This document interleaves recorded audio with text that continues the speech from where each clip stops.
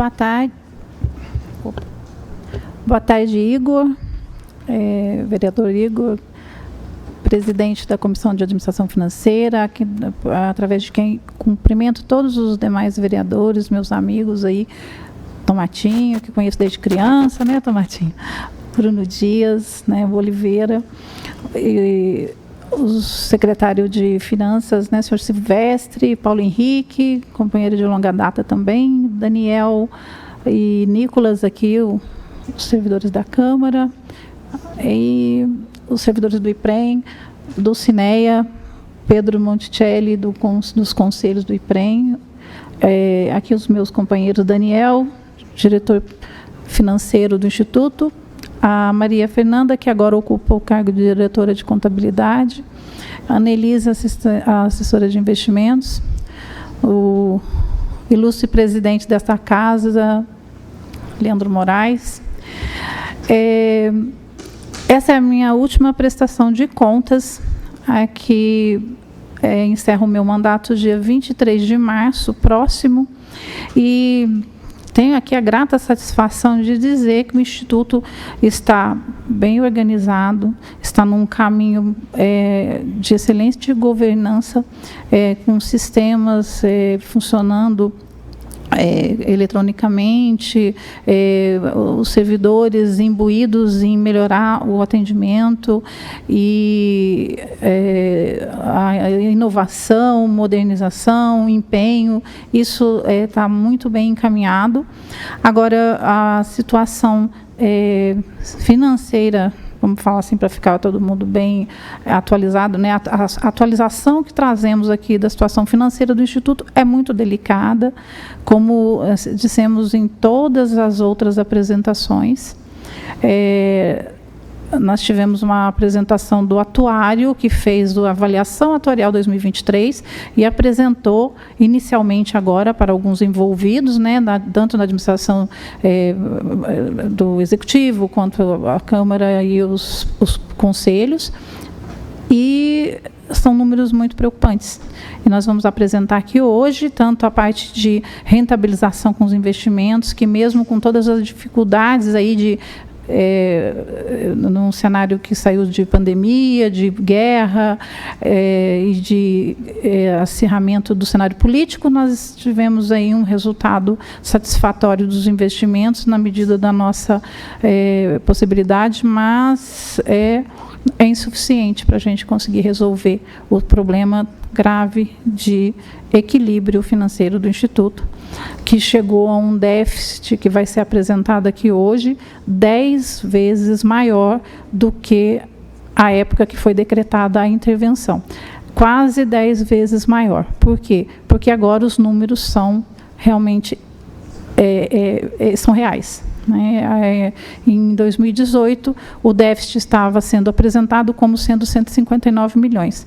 Hoje, nós temos um déficit de mais de 1 bilhão e 400 milhões. Então, vamos apresentar aqui. Claro, o atuário foi claro em dizer, vocês têm uma situação difícil, mas tem solução. Então, isso que que a gente pede aqui, que todos os envolvidos, mais uma vez, eu repiso nessa necessidade de executivo, legislativo, olharem para essa questão que precisa ser decidida junto com a direção do Instituto e os conselhos que estão recém-formados.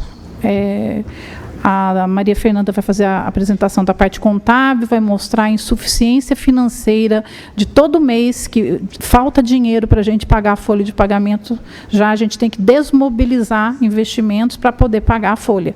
Então, a gente está tendo déficit, insuficiência financeira todo mês, isso é uma das causas do déficit, ao lado de tantas outras. Aí, então, o pessoal vai começar a apresentação e aí a gente está aberto aos questionamentos posteriormente. Boa tarde a todos. Eu vou apresentar as receitas e despesas do Instituto no ano de 2022. Está errado. Volta. As nossas receitas por regime de caixa, no ano de 2022, nosso repasse do servidor Eu peço que considerem uma correção nesse slide, porque houve um errinho de digitação. Nosso total do repasse do servidor foi 16.307.000. O repasse do patronal, 16.305.000. E o repasse do déficit, 27.435.000, totalizando 2.718 contribuintes. Nosso repasse da contribuição do servidor inativo e pensionista totalizou R$ 446.872. Total, também peço para que corrijam, 96 pessoas.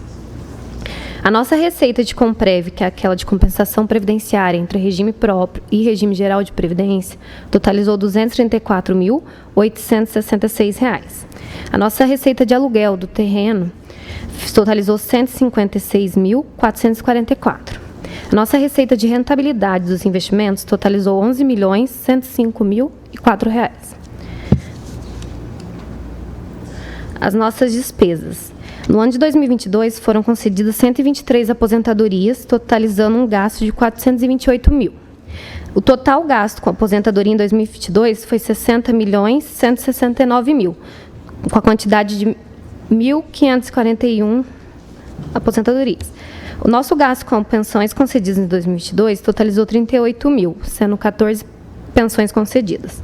O gasto total com as nossas pensões em 2022 totalizou R$ 7.172.000, quantidade de 310 pensionistas. Algumas das despesas relevantes. As nossas despesas com sentenças judiciais totalizou R$ 7.597. As despesas administrativas, que são aquelas com a taxa de administração, R$ 4.413.000. A nossa despesa com contribuição de PASEP, R$ 622.000. Nossa despesa com a folha de pagamento dos servidores ativos nossos do Instituto totalizou R$ 12.039.000, com a quantidade de 45 servidores. As nossas receitas por competência em 2022 totalizou R$ 60.841.000. Pode passar. As despesas, R$ 70.683.000. Fazendo um comparativo da nossa receita e a nossa despesa por competência, a gente tem uma insuficiência financeira de R$ 9.841.000. Conforme a Fátima falou, é os desembolsos que a gente faz dos investimentos para poder custear as aposentadorias e as pensões no ano, conforme o gráfico a seguir. Certinho. Agora o Daniel vai falar um pouquinho sobre os investimentos. Boa tarde a todos os vereadores, boa tarde, secretário de Finanças, boa tarde, Fátima, boa tarde, pessoal aqui da Câmara. Vou falar um pouquinho só sobre os investimentos, mas bem rápido. Se o pessoal quiser saber um pouco mais sobre os fundos ilíquidos, tudo, a gente encaminha por e-mail, sem problema nenhum. Agora também, se quiser abrir para pergunta, é tranquilo. Fundo de investimento, a gente separa as carteiras como líquida e ilíquida.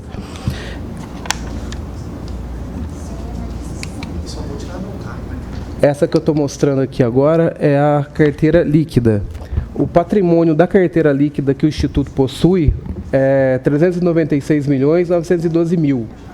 No ano de 2022, o Instituto conseguiu uma rentabilidade nesta carteira de R$ 24.257.000.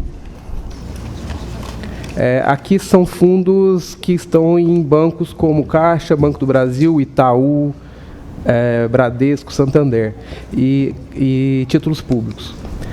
Aqui a carteira dos fundos ilíquidos. No total ali está com um probleminha de digitação também. Ele está somando os fundos líquidos. Favor considerar ali no saldo atual 51.285.000 e a rentabilidade seria uma rentabilidade negativa de 11.585.000. Por isso que deu aquela receita e despesa da Maria, que ela apresentou anterior, de rentabilidade de 11 milhões apenas, de rentabilidade. Você tirando um com o outro, menos a taxa administrativa, vai dar os 11 milhões. Aqui é como que está distribuído em gráfico a carteira, 51 milhões em fundos e líquidos, e 89%, os 396, em fundos líquidos.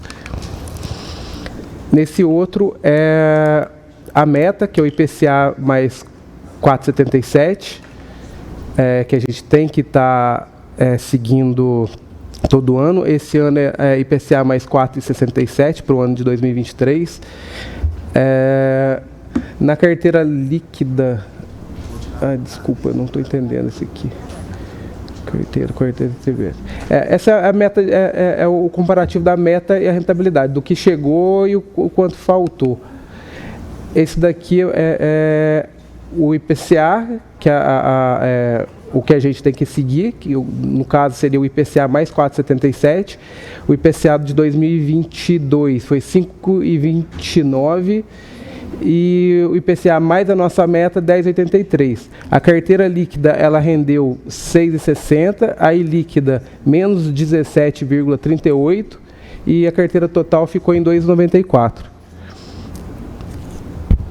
Próximo slide. Esse aqui são as precificações que tiveram no terceiro quadrimestre. No caso, esses dois fundos aí que apresentaram as maiores precificações negativas do ano. E o acumulado de recuperação nesses fundos, o Barcelona, o ano passado a gente conseguiu recuperar 175 milhões e o Illuminati 903. No total, desde a intervenção, a gente conseguiu recuperar 44.959, 45 milhões. Esse é um gráfico da carteira líquida desde 2004 até 2022. Esses aí são os fundos que estão em investimento em bancos sólidos. Essa outra é a carteira líquida.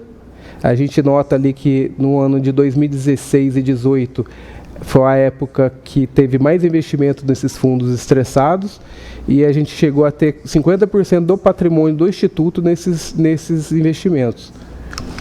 Tanto é que nesse gráfico aqui, os fundos líquidos eles dão uma derrubada nesse gráfico, que é a carteira total, ele dá uma derrubada em 2022 no patrimônio total.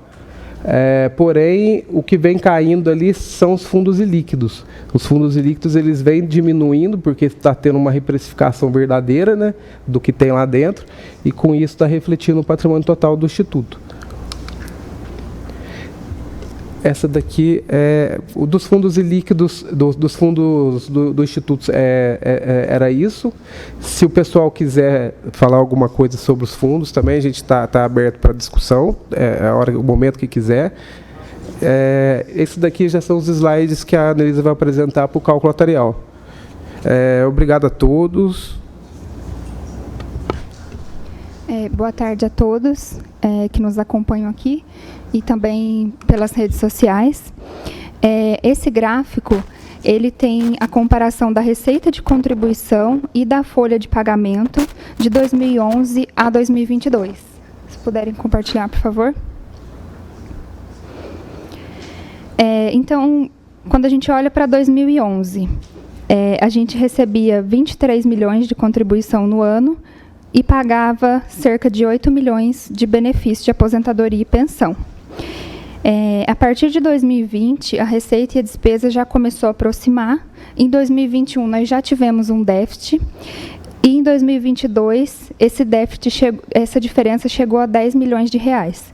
Então, nós recebemos 60 milhões de contribuição, servidor, patronal e déficit, e nós tivemos uma despesa com aposentadoria e pensão de 70 milhões. Isso agrava o nosso déficit, porque ao invés de rentabilizar os nossos ativos, a gente está tendo que desmobilizar para poder fazer pagamento das pensões, das aposentadorias e pensões.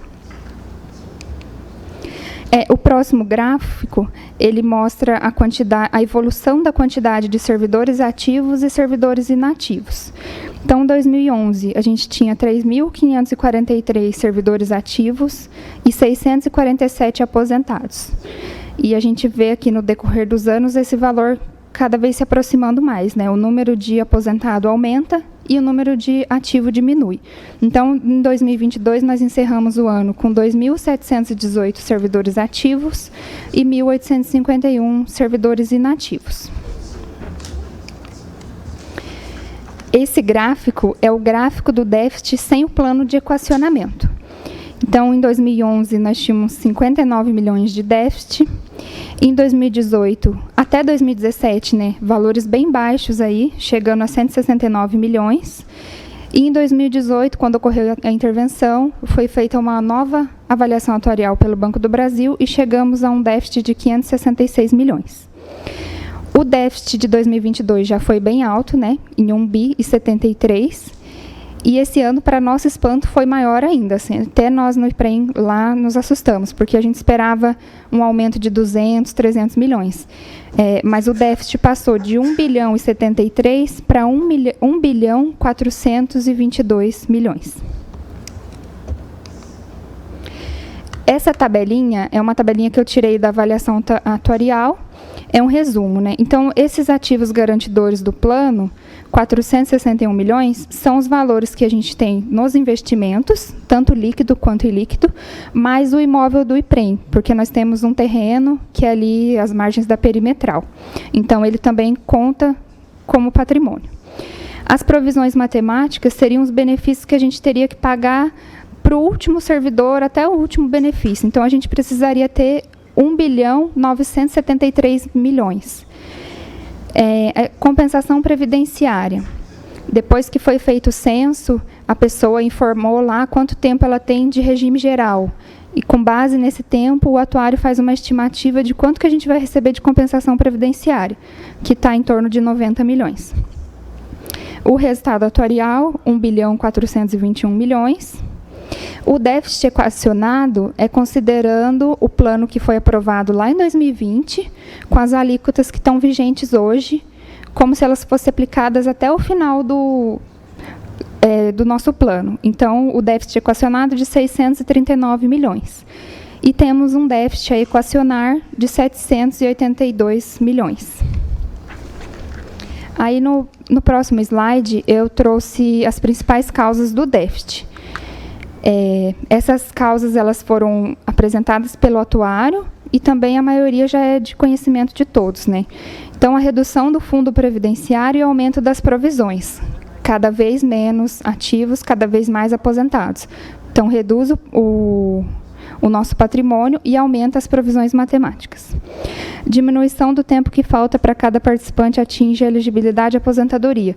A maioria dos concursos são antigos, então está cada vez mais próximo das pessoas aposentarem. Isso aumenta também o déficit. Redução na quantidade de servidores ativos. Crescimento dos valores médios de proventos de aposentadoria e pensão. O ano passado, o valor médio de aposentadoria era 2.700. No cálculo desse ano, a média passou para 3.200. Então, nós já temos aí, se considerar 1.851 aposentados, um aumento de R$ 500 por pessoa, impacta também no déficit. Alteração na aplicação de tábuas de mortalidade. Cada vez mais as pessoas estão vivendo mais. Então, cada vez mais nós temos que estimar que essa pessoa vai viver mais e que nós vamos pagar aposentadoria e pensão por mais tempo. E aqui, por último, redução da taxa de juros, que é a meta. A meta ela é calculada com base na duração do passivo. Então, o atuário faz um cálculo de duração do nosso passivo. E aí, a Secretaria de Previdência, ela tem uma tabela. De acordo com a duração do seu passivo, você vai ter uma taxa. Como o nosso patrimônio está diminuindo, a taxa também vai diminuindo. Isso parece que é uma coisa boa, mas não é. Porque se a taxa diminui, significa que a gente está rentabilizando menos. E a nossa projeção futura de rentabilidade também vai ser menor. Então, essa redução todo ano da taxa também gera um impacto no déficit. Rentabilidade dos ativos garantidores afetada pelos efeitos da pandemia, né? Então, não é uma exclusividade do Instituto. No Brasil inteiro, no mundo inteiro, tivemos problemas com investimentos e tem investimentos que não se recuperaram até hoje, desde da pandemia, do início da pandemia em março de 2020, perdão. E, por último, a perda nos fundos estressados, que já é de conhecimento de todos aqui, foram desviados 181 milhões, aplicados em fundos que a gente chama de estressado, podre, e esses valores atualizados, eu acredito que, se eles não tivessem sido mal investidos, hoje a gente teria um patrimônio perto de 1 bilhão, a gente não teria os problemas que a gente tem hoje. Da minha parte é isso.